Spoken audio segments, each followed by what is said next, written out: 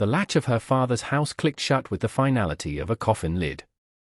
It was not a slam, not a crash of anger, but a quiet, mechanical severance. Ada stood on the other side, 16 years old, with the frost of a late autumn morning already creeping into the thin wool of her coat.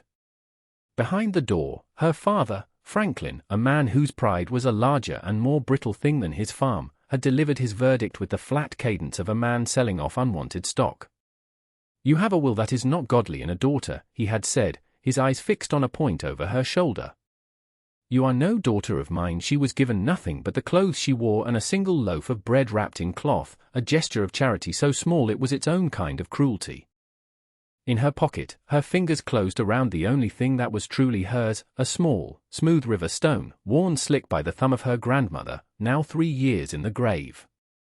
It was her grandmother who had taught her to see the world not as a thing to be broken, but as a thing to be read. "Everything has a secret warmth, child," she used to say, her voice like the rustle of dry corn husks. "You just have to be patient enough to find it." Now, the world felt like it had no warmth at all. The valley floor was a patchwork of fallow fields and skeletal trees. The town, a day's walk away, was a place of closed doors and suspicious eyes, a place she had no currency in. There was only one direction that did not feel like a retreat.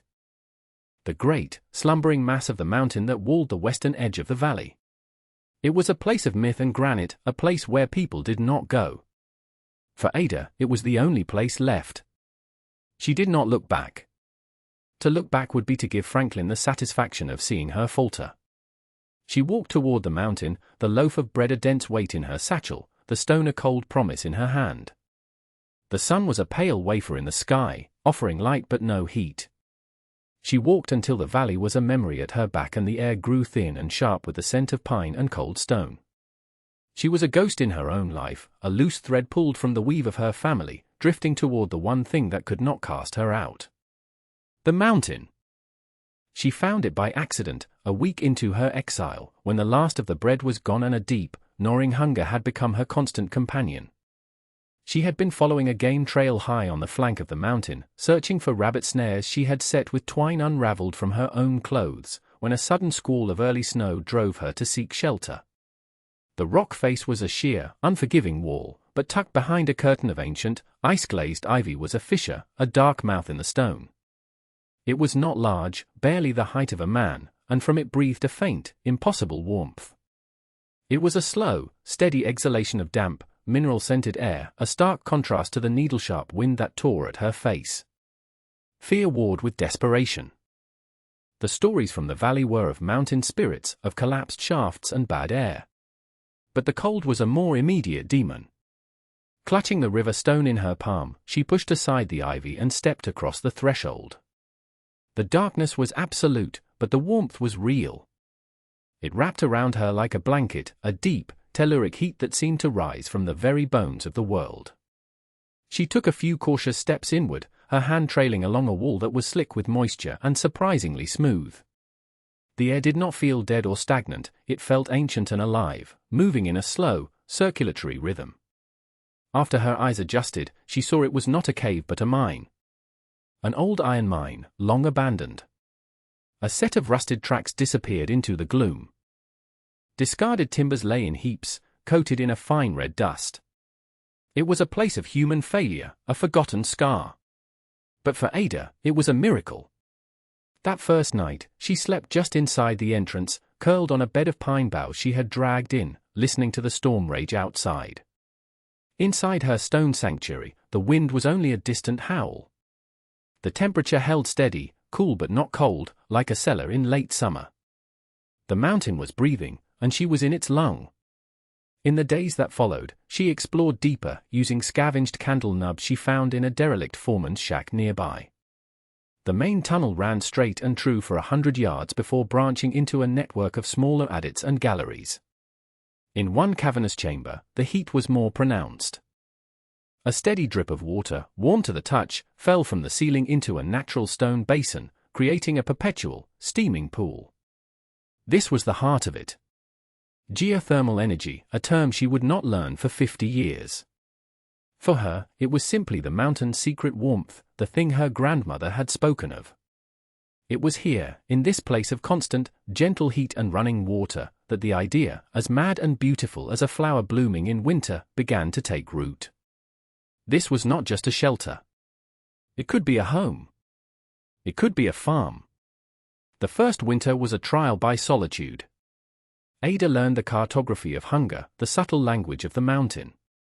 She learned which roots were edible, which barks could be brewed into a bitter, warming tea. She became a creature of observation, as quiet and watchful as the owls that hunted the slopes at dusk. Her only companions were the flickering shadows cast by her small lamp and the steady, rhythmic drip of warm water in the deep chamber. The silence of the mine was a living thing, a presence that filled the vast, dark spaces. It was in this profound quiet that she found not madness, but a deep and abiding clarity. She was alone, but she was not lonely. She was part of the mountain's slow, geological time. One afternoon, during a rare break in the snows, she ventured further down the slope than usual, drawn by a faint, desperate sound. There, caught in a thicket of thorns, was a lamb, no more than a few months old, its wool matted with ice, shivering violently. It was a stray from a valley flock, lost and certainly doomed. Its mother was nowhere to be seen. In its terrified eyes, Ada saw a reflection of her own dispossession. She spent an hour carefully untangling it from the thorns, its small body limp with cold and exhaustion. It was too weak to walk. Without a second thought, she heaved it onto her shoulders and began the arduous climb back to the mine. The lamb was a dead weight, a fragile burden, but as she carried it, a fierce, protective purpose burned in her chest. She carried it past the cold entrance and deep into the geothermal chamber, laying it on a bed of dry moss near the steaming pool. For hours, she sat with it, slowly rubbing its frozen limbs, trickling warm water into its mouth with a folded leaf. The lamb's shivering subsided. A weak bleat echoed in the vast, warm dark. It was the first sound of another living creature in her sanctuary, and it changed everything. The silence was broken not by a threat, but by a promise. The lamb, which she named Stone, became the first citizen of her subterranean world. It was the test case, the proof of concept. It thrived. Its coat grew thick and healthy in the stable, gentle warmth.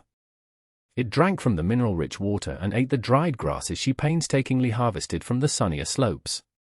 Watching it grow, Ada knew her idea was not madness. Life could flourish here, shielded from the tyranny of the sky. The lamb's survival ignited a fire of industry in Ada.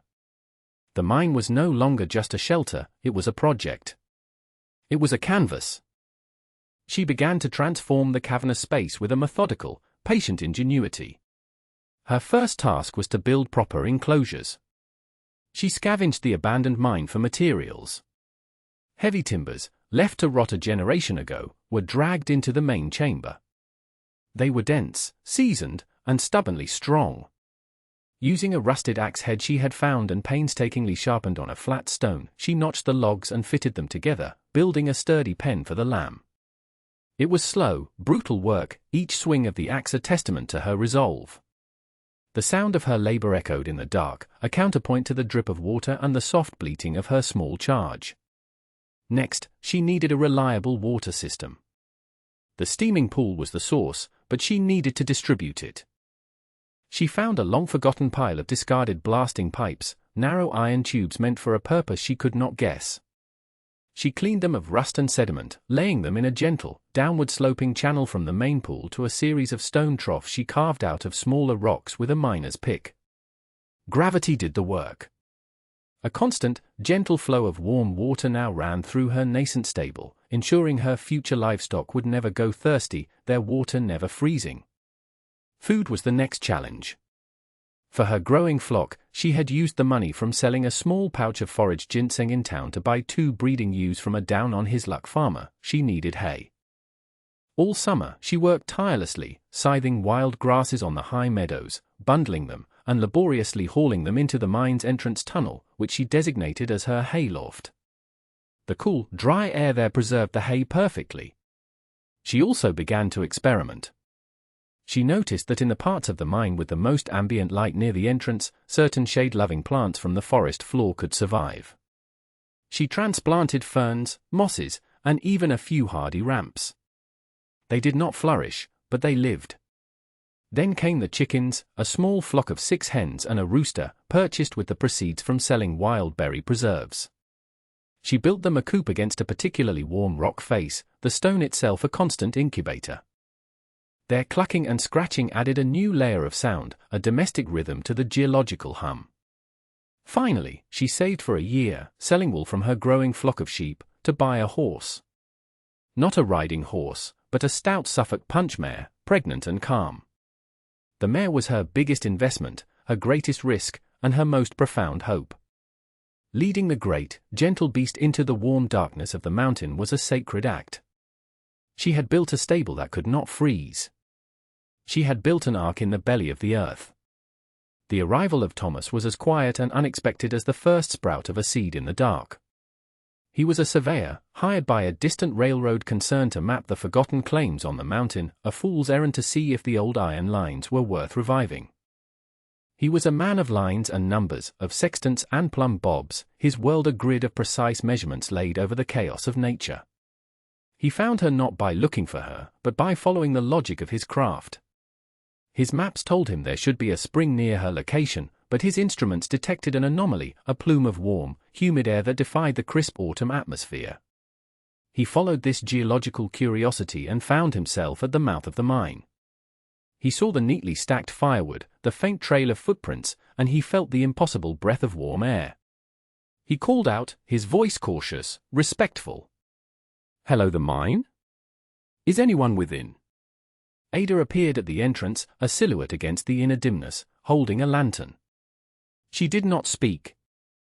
She simply watched him, her face calm, her eyes discerning.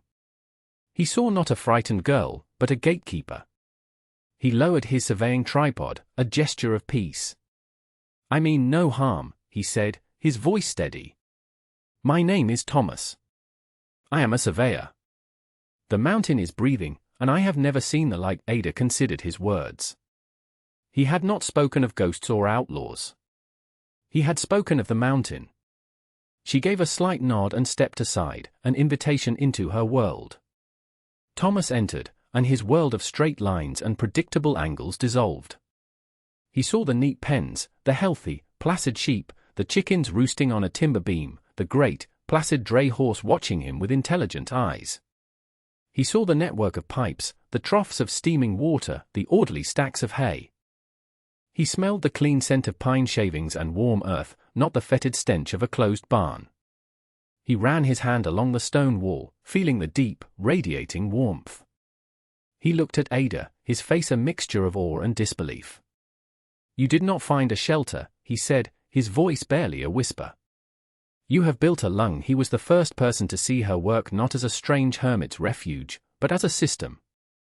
He understood the engineering of it, the elegant solution to a brutal problem. He did not ask her why she was there. He asked her how she had balanced the ventilation. He did not ask if she was lonely. He asked how she calculated her feed-to-livestock ratios for the winter. For the first time, Ada spoke to someone who understood the language of her work. "The air moves on its own," she explained, her voice low and unused to conversation. "It comes in cold and sinks. It warms on the stone and rises. The far tunnels breathe it out." He stayed for a week, mapping the mine's tunnels for her, not for the railroad, but for her. He showed her how to brace a weakening tunnel, how to create a secondary ventilation shaft to improve air quality for the growing number of animals. He brought his methodical mind to her intuitive genius. He was a man of paper and ink, she was a woman of stone and instinct.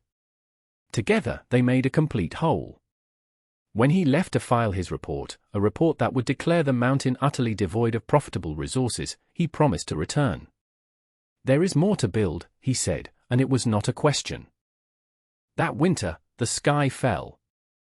It began not with snow, but with a cold so profound it felt like a physical presence, a malevolent intelligence determined to scour all life from the valley. The old-timers called it a starfall winter, a season when the very air froze and shattered. Birds fell from the sky like stones. The river, which usually ran sluggishly through the coldest months, froze solid to its bed, a ribbon of dead, grey ice. For the farmers in the valley, it was an apocalypse. Their barns, built of wood and hope, were no match for the relentless, invasive cold. The hay in their lofts froze into solid, useless blocks. Water barrels split, the ice within them exploding like ordnance. The animals began to die. First the chickens, then the sheep, huddled together for a warmth that did not exist, their bodies found frozen in a single, solid mass. Then, the cattle. They stood in the fields, their breath turning to ice on their own faces, until they simply lay down in the snow and did not get up again. The valley became a silent, white graveyard. Franklin's farm was hit the hardest. His pride had made him expand too quickly, his herds too large for his barns. He watched his life's work, his legacy, extinguished in a matter of weeks. He became a ghost on his own land, a man hollowed out by a force he could not fight, his barns empty save for the haunting quiet of failure. But in the belly of the mountain, life continued. Inside Ada's subterranean stable, the temperature held at a steady, life-giving 50 degrees. The air was thick with the scent of warm animals, of hay, and damp earth. The sound was not of a killing silence, but of a gentle, thriving ecosystem. The Suffolk punch mare moved placidly in her large pen, her great belly swollen with the promise of a new generation. The sheep, their fleeces thick and lustrous, chewed their cud with a placid contentment. The chicken scratched and clucked, occasionally laying the miraculous gift of an egg. The slow, steady drip of the geothermal spring was the metronome of their survival. Ada and Thomas, who had returned as promised before the worst of the winter set in, moved through their candlelit world with a quiet, shared purpose. They fed the animals, cleaned the pens, and listened to the pulse of the life they nurtured. Outside, the world was ending. Inside, they were the keepers of a small, warm, breathing ark, floating in a sea of cold. The contrast was a lesson written in ice and stone. The valley had tried to conquer the winter. Ada had simply stepped out of its way. When the great cold finally broke in late spring, it revealed a valley scoured of its future. The fields were littered with the bones of the winter kill. The surviving farmers, gaunt and broken, surveyed a landscape of total loss. They had no livestock, no breeding pairs, no way to begin again. The town's economy, built on cattle and wool, was dead. Desperation gave way to a hollow despair. It was Reverend Miller, the town's spiritual witness, who remembered the ghost girl of the mountain. He had seen her over the years, a fleeting figure selling her wares in town, always silent, always alone. He had heard the whispers of her living in the old iron mine, and like the others, he had dismissed it as a tragic folktale. But desperation is a powerful antidote to disbelief. One morning, he made the arduous climb up the mountain, his heart heavy with the collective grief of his flock. He found the mine entrance, and he felt the impossible warmth. He called out, his voice hoarse with humility. Ada and Thomas appeared together. The Reverend did not see a wild girl and a surveyor. He saw two people standing at the gate of the only hope his valley had left. He did not preach. He did not admonish. He simply told the truth. Ada, he said, his voice cracking. We are ruined. The winter has taken everything. We have nothing left to begin again with. I have not come to beg for charity. I have come to ask if you would be willing to sell us a new start. Ada looked at Thomas, and then back at the Reverend. There was no triumph in her eyes, no hint of vengeance against the world that had cast her out. There was only the quiet, steady gaze of someone who understood the rhythms of life and death. She remembered her father's face, the cold finality in his eyes.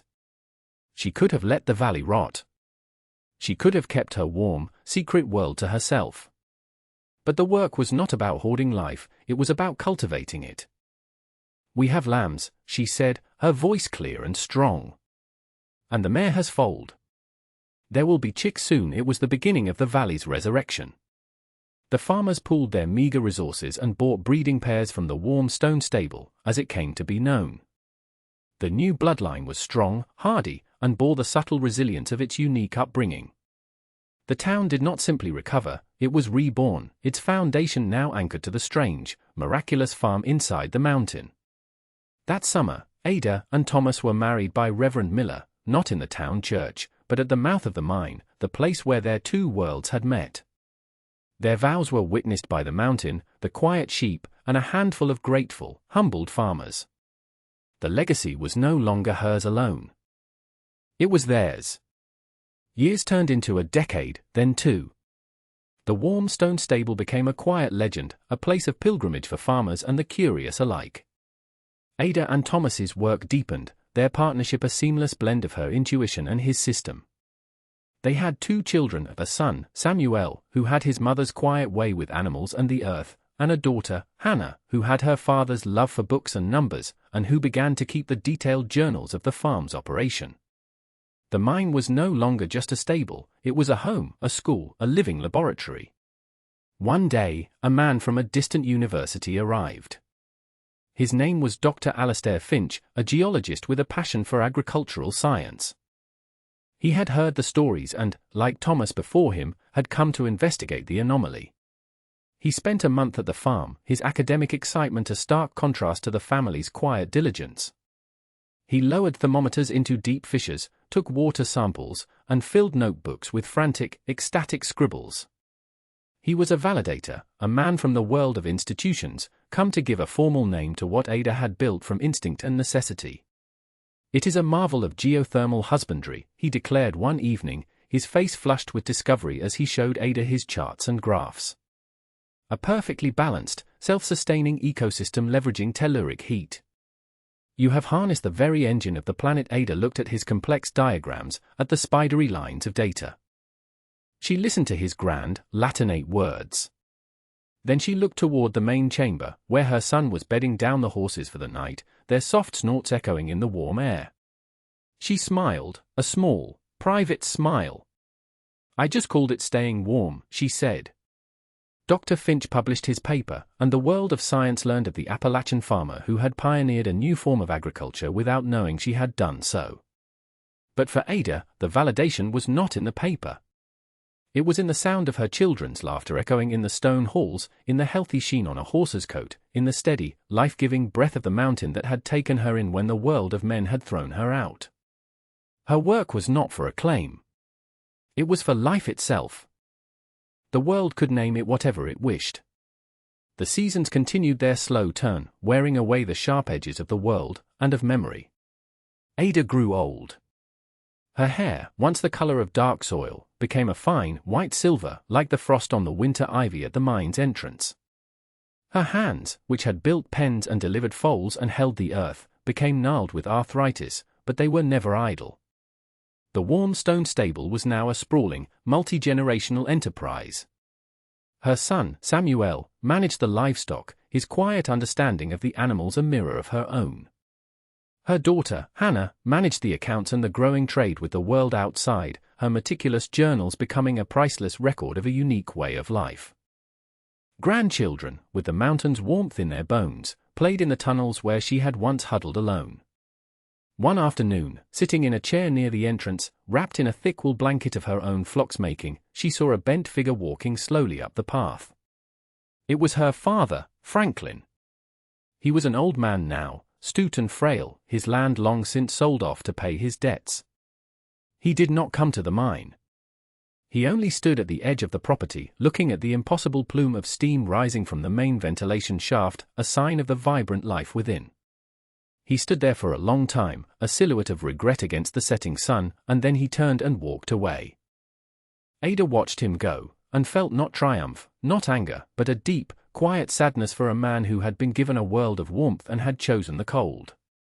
As her own strength waned, she spent more and more of her time in the deep chamber, the heart of the mine. The warmth soothed her aching joints. The familiar sounds, the lowing of cattle, the drip of the spring, the rustle of hay, were her final symphony. Thomas, his own hair white, his surveyor's hands now spotted with age, would sit with her for hours, not speaking, their shared silence a conversation that had lasted a lifetime. She was returning to the source. The mountain that had been her womb, her fortress, and her canvas, was now preparing to be her tomb. She was not afraid. She was simply going home. "It still breathes," she whispered to Thomas one evening, her head resting against his shoulder, her eyes closed. He knew she was not talking about herself. She was talking about the mountain. It was her final observation. Ada died in the spring, as the first new lambs were taking their wobbly steps in the warm pen she had built. She was buried on the mountainside, in a small clearing overlooking the valley she had saved. Her grave was marked with a single, unadorned stone, as simple and profound as the life she had lived. Thomas joined her 3 years later, his heart having lost its northern star. But their work did not die with them. It lived on in their children, and their children's children. The warm stone stable became more than a legend, it became an institution, a living piece of history. Samuel continued to refine the breeding lines, producing animals renowned for their hardiness. Hannah's journals were preserved, copied, and studied. The story of the girl who built a farm inside a mountain became a foundational myth for the resurrected valley. Decades later, long after the world had forgotten the sting of that starfall winter, a new generation of scientists and agriculturalists came. They arrived with more sophisticated instruments than Dr. Finch's, with new theories and a deeper understanding of the Earth's systems. They pored over Hannah's journals, marveling at the precision of the observations recorded within. They saw records of feed experiments, notes on animal health correlated with mineral content in the water, and detailed temperature logs from various parts of the mine. They saw a mind at work that was decades ahead of its time. They saw science, born of necessity. They gave it new names: sustainable agriculture, closed-loop systems, biointegration.